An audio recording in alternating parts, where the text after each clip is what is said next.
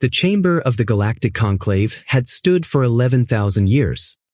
Its architects had carved it from the hollowed core of a dead moon orbiting Varith Prime, the ancestral homeworld of the Varithari people. The walls were black obsidian threaded with veins of bioluminescent mineral, pulsing soft gold in rhythms that mimicked the heartbeat of the Varithari themselves. The ceiling opened to space through a dome of transparent alloy, and above it, the stars of the Orion Arm burned in cold silence.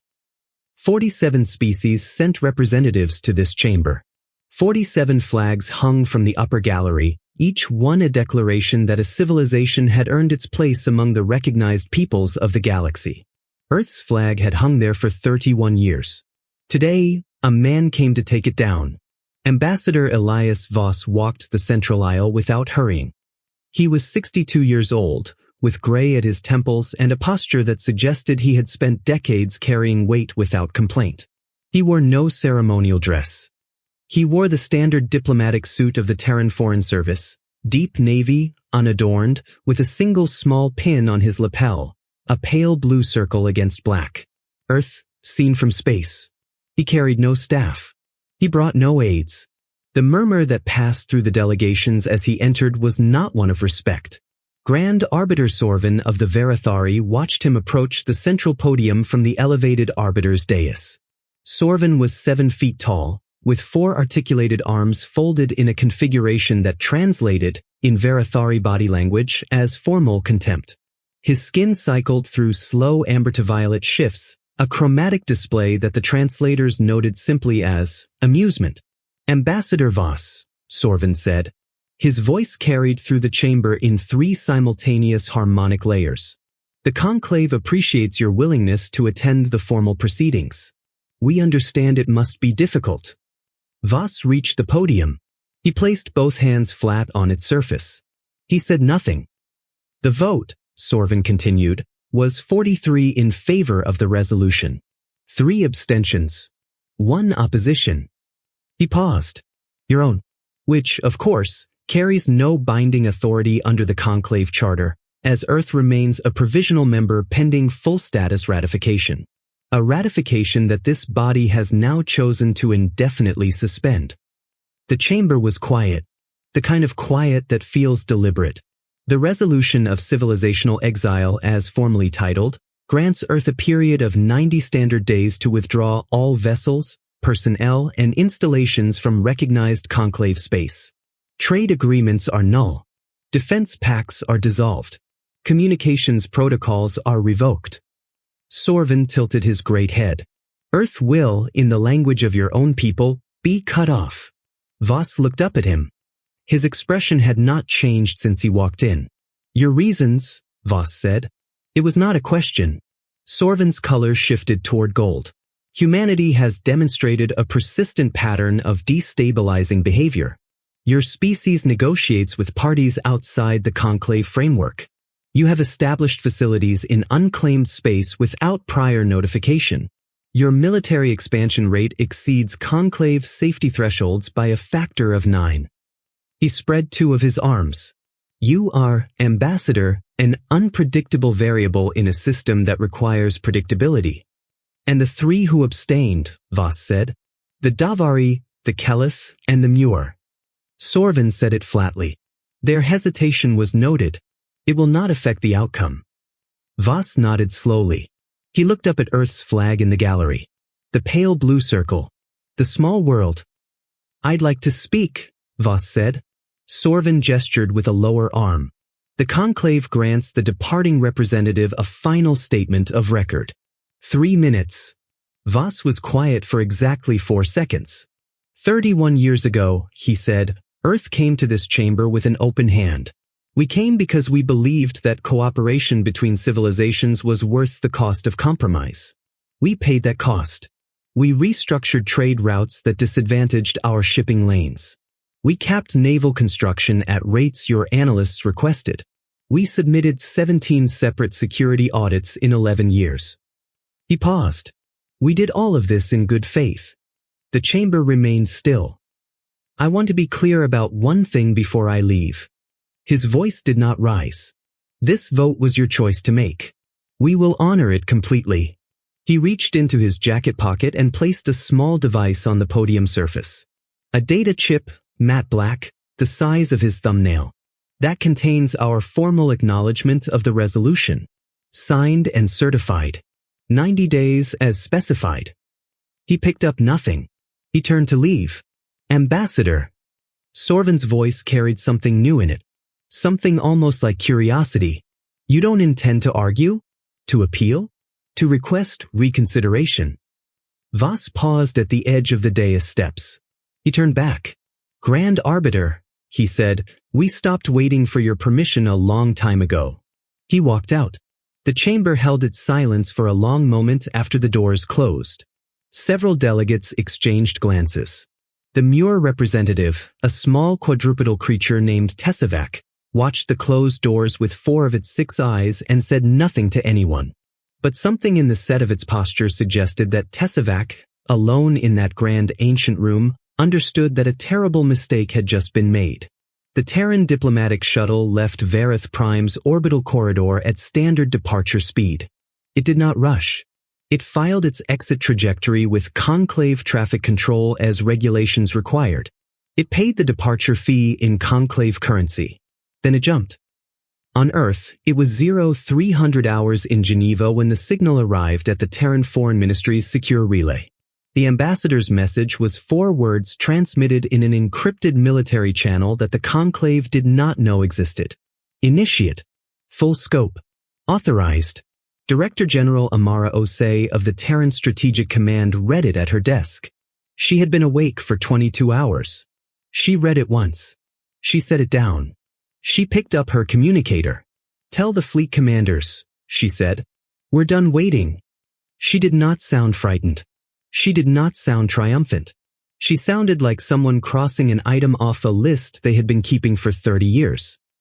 The conclave's economic analysts noticed the first anomaly 11 days after the vote. It was a small thing. A routing irregularity in the flow of Kareth metal, a rare isotope processed almost exclusively on Terran-controlled mining platforms in the Cygnus Reach. Kareth metal was used in the manufacture of conclave jump drive cores. Every major shipyard in conclave space used it. It was not a material that anyone had ever worried about, because it had always flowed freely, and Earth had always been cooperative about supply. The irregularity suggested that 3 processing platforms had gone offline for scheduled maintenance simultaneously. The analysts flagged it, filed it, moved on. 7 days later, 9 platforms had gone offline. Still for maintenance. The documentation was flawless. Every inspection report correctly filed, every safety protocol correctly cited. Conclave trade law had no mechanism to compel a member, or, as Earth now was, a former member, to maintain production schedules. The conclave's lead trade economist, a Verathari named Brelsoth, brought it to Sorvin's attention at day 22. It is likely coincidental, Brelsoth said. The maintenance schedules appear legitimate. Appear, Sorvin repeated. The timing is unusual. Brelsotha's colors cycled through something cautious. All 17 platforms are now offline.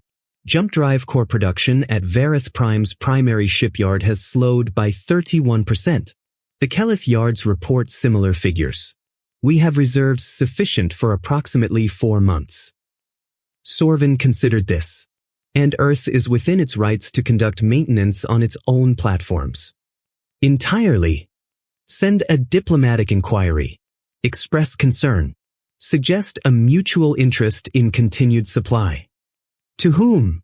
Brelsoth asked carefully. The Terran Foreign Ministry has closed its conclave liaison office, as required by the resolution. Sorvin was quiet for a moment. Send it through the general relay. Yes, Arbiter.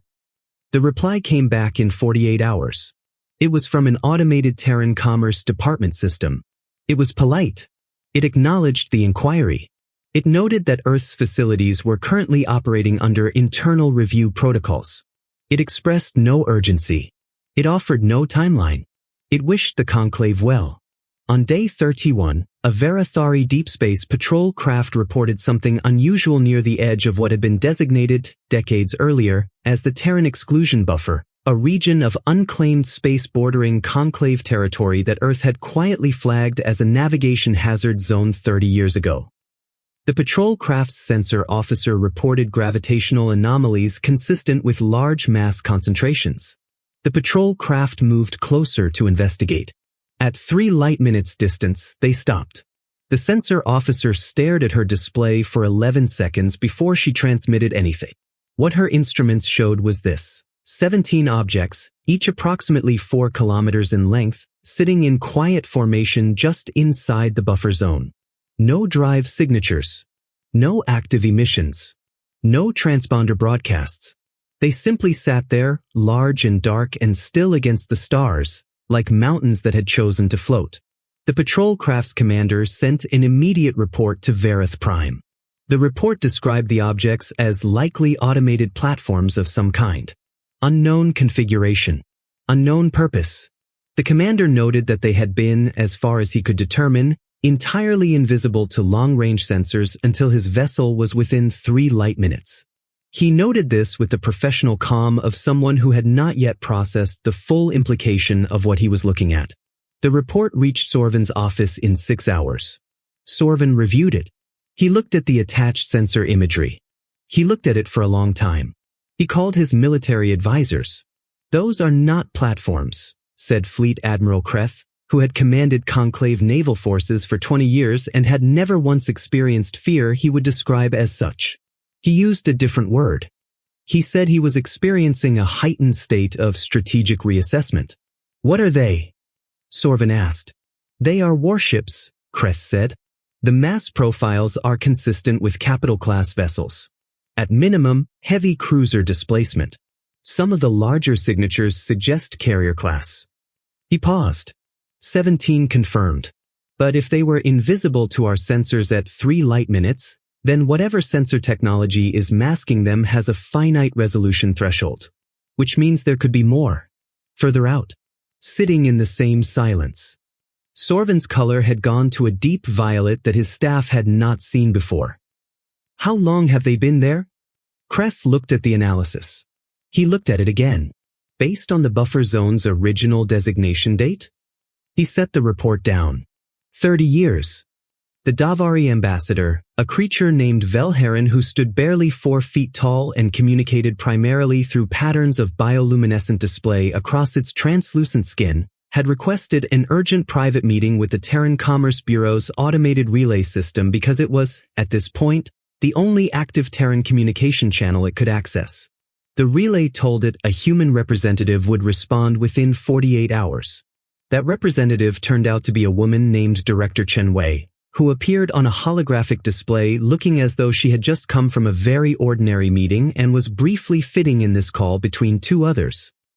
Director Chen, Velherin said, its skin pulsing in colors that translated to anxious formality. The Davari collective wishes to convey, in the strongest possible terms, that we abstained from the resolution vote because we believed it was a mistake. We want to be clear that the Davari do not support. "I know," Chen said. Velherin's display pattern stalled. "You know." "Ambassador Velherin, we know who voted for what, and we know why. We have always known." Chen looked at something off-screen briefly. The Dovari's abstention was noted. "It's recorded. It will matter." The Caliph and Muir are making similar statements. "I know. There is growing concern among several full-member species about the Kareth metal supply situation. I'm aware."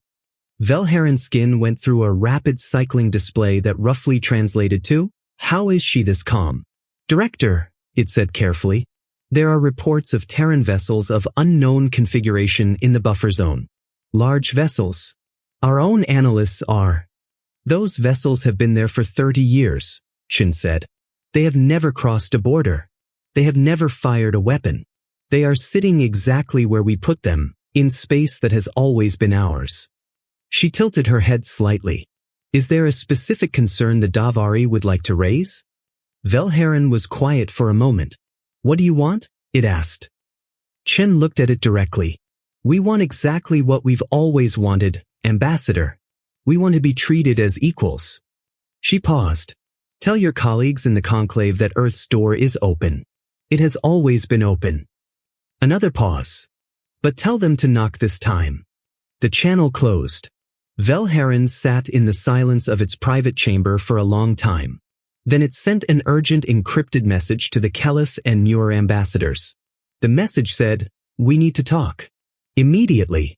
On day 47, Fleet Admiral Kreth presented the full sensor analysis to the Conclave Security Council in a closed session. He stood before a display wall and let the numbers speak for themselves, because he had found that when numbers were this large, commentary was redundant. The buffer zone, he explained, extended along approximately 30% of the Conclave's outer territorial boundary. It had always been described, in Terran navigation documentation, as a hazard zone due to irregular gravitational eddies. This was technically accurate. The gravitational eddies were irregular because they were being generated by cloaked mass. The cloaking technology, which did not appear in any intelligence report, any trade manifest, or any known Terran patent filing, operated on a principle that conclave science had theorized was possible but not achievable for at least another century. The Terrans had apparently achieved it approximately 3 decades ago and had said nothing about it. The confirmed vessel count, as of the most recent pass by 6 dedicated sensor probes, was 212 capital-class vessels. The room was very quiet. Kreth moved to the next display. Earth had, in the 31 years of its conclave membership, complied with every naval construction limit imposed by the Conclave Safety Accords. His own office had certified this compliance annually. 11 audits had confirmed it. He would like to note, for the record, that all 11 audits had been entirely accurate in what they measured. They had measured vessels in conclave-registered construction yards. The display showed 17 shipyards. None of them were in conclave-registered space. All of them were in deep, unclaimed territories, operating under no treaty framework, bound by no conclave regulation. All 17 had been operating continuously since before Earth joined the conclave. Their construction rates, extrapolated from the vessel counts in the buffer zone, suggested an industrial output approximately 11 times what any conclave member state had on record. A delegate from the Surath hegemony raised a hand. Why didn't our exploration vessels find these yards? Kreth pulled up a star map. He indicated a region of space broadly designated in conclave charts as the Terran frontier expanse. Because Earth asked us not to explore there, he said. 32 years ago, citing cultural sensitivity protocols around nascent development zones. He paused. And we agreed. The Surath delegate's expression went through several changes. We agreed, another voice said from the back of the room. It was Brelsoth, the trade economist, who had not been scheduled to attend this session and had apparently walked in because no one had thought to lock the door. We agreed because at the time, Earth was a new member and we were extending good faith. Another pause. They were extending something else entirely. Kreth moved to the third display. This one showed the economic interdependency analysis that his office had quietly commissioned over the past 2 weeks. He had asked his analysts to map every material, component, or process that flowed through Terran-controlled infrastructure and into conclave supply chains. The resulting diagram looked like a circulatory system. Kareth metal was one node. But there were 47 others. Terran computational systems underpinned 60% of conclave financial clearinghouses. Terran-developed agricultural genomics fed populations on 9 member worlds that had restructured their farming sectors in the last 20 years to adopt higher-yield Terran strains.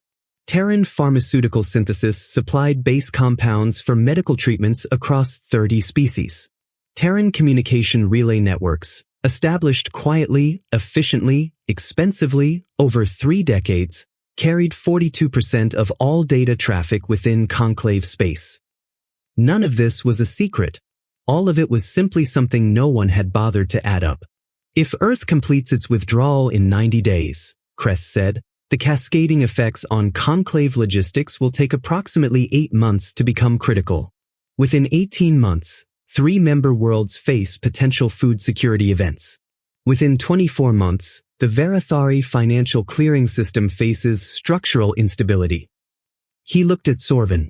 This is not a threat assessment. This is what happens if they simply leave. Sorvin had not changed color in several minutes. His skin had settled into a flat gray that no one in the room had seen on him before. They built all of this, he said, while sitting in our chamber, paying their membership fees, attending every vote. Yes, Kreth said. They were never asking for our protection, Sorvin said. No, Kreth said. They were never asking for anything. On day 58, Sorvin sent a formal communique to the Terran Foreign Ministry through the General Relay. He requested a meeting. The reply came back in 6 hours. Ambassador Voss would be available in 4 days. He would come to neutral space, a small, unremarkable station at the edge of the Calith system that served as a waypoint for independent traders. He would come alone. He would not require security. The waypoint station smelled of coolant fluid and recycled atmosphere. It had 9 docking berths and a small common area with mismatched seating salvaged from a dozen different species decommissioned vessels. A Kelith trader was sleeping in the corner. A Muir cargo hauler was drinking something orange in the far booth. Sorvin arrived with 4 advisors and a security detail of 6. He looked at the station and said nothing about it, because there was nothing to say that would not make him sound like what he was, which was a man who had grown accustomed to 11,000-year-old obsidian chambers and was now struggling to adjust. Voss was already there. He was sitting at a table near the viewport, drinking coffee, watching a cargo drone make its slow approach to docking berth 4. He looked up when Sorvin entered. He gestured to the seat across from him. Sorvin sat. His advisors positioned themselves nearby. His security detail fanned out with the practiced efficiency of professionals. Voss glanced at them once. Said nothing. Ambassador Voss, Sorvin said. Grand Arbiter. A beat of silence. I have reviewed the full analysis, Sorvin said. My military command. My economic team. My intelligence services. He paused. I want to understand something. Ask.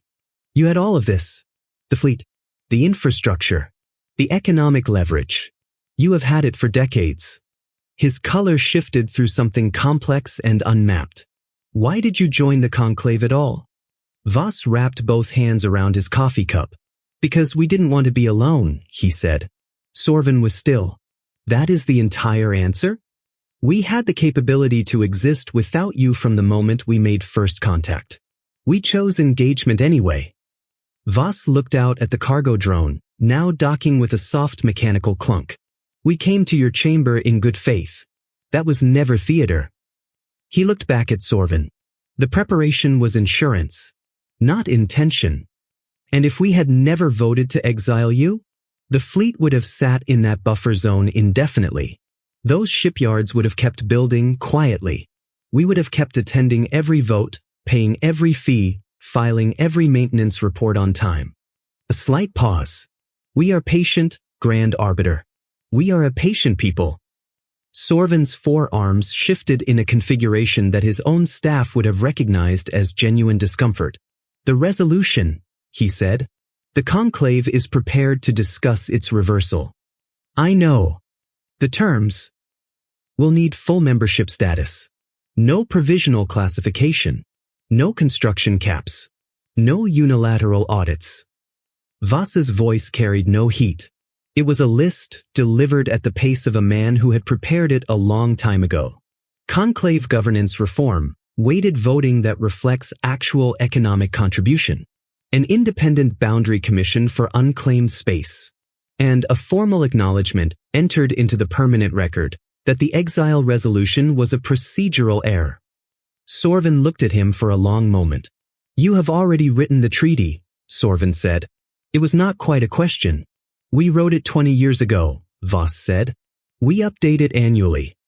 From somewhere in Sorvin's advisors, someone made a sound that was not quite a word. It was the sound of a person who has just understood something large and has not yet found language for it. Sorvin's color cycled slowly. He looked at the pale blue pin on Voss's lapel. The small world against the black. Your planet, he said. From space. Yes. You wear it every day. We all do. Voss picked up his coffee. It reminds us where we come from. What we're working toward. He looked at Sorvin steadily. We are not your enemy, Grand Arbiter. We were never your enemy. We are your neighbors, and we intend to remain so for a long time. The ratification session was held in the chamber of the Galactic Conclave, under the dead moon's obsidian dome, with the stars burning above in cold silence. All 47 flags hung in the gallery. Earth's flag had been taken down once, for 11 days, and then quietly returned by a junior conclave facilities worker who had been told, by her supervisor, that they were correcting an administrative filing error. She had not questioned this. She had put the flag back in its bracket and gone to her next task. The new treaty passed with 44 votes in favor, 2 abstentions, 1 opposition, a small species called the Crothery, who opposed everything on principle and had not changed a vote in 300 years. When the vote count was announced, the chamber did not erupt. There was a formal acknowledgement. There was the filing of documentation. There was the measured cadence of procedure. Afterward, in the corridor outside the chamber's east exit, a young Verathari diplomat named Sorrow, 26 years old, 3 weeks into her first posting, still slightly overwhelmed by the scale of the architecture, found herself standing near Ambassador Voss while he waited for his aide to retrieve something from the chamber floor. She had spent the last 2 months reading everything she could access about Earth, about humans, about the thing that had almost happened and then had not happened. She looked at him and said, before she could properly consider whether she should, "Why didn't you use it?" Voss looked at her. "The fleet," she said. "The leverage. You could have forced a different outcome. You didn't need to negotiate." She was aware she was speaking too quickly. "Why didn't you just?" "Because we won," Voss said simply. She stared at him. "If we had used the fleet to compel terms," he said, "we would have gotten compliance. We would not have gotten trust." He picked up his jacket, folded it over his arm. "We have been building toward a galaxy where we don't have to threaten anyone to be heard. That goal does not disappear just because someone made a bad decision about us." He looked at her steadily. "Winning the argument isn't the same as winning the relationship. We want both. We always have." He walked away down the corridor. Sorrow stood in the light of the obsidian walls, with the bioluminescent veins pulsing their slow gold rhythm around her. She thought about what he had said. She thought about the fleet, sitting silent for 30 years in the dark and never crossing a line. She thought about the treaty, written 20 years before it was needed. She thought about patience. Above her, through the dome, the stars of the Orion arm burned on in cold silence, exactly as they always had. But they looked, somehow, slightly different to her now. As though the dark between them was not empty. As though it had never been empty at all.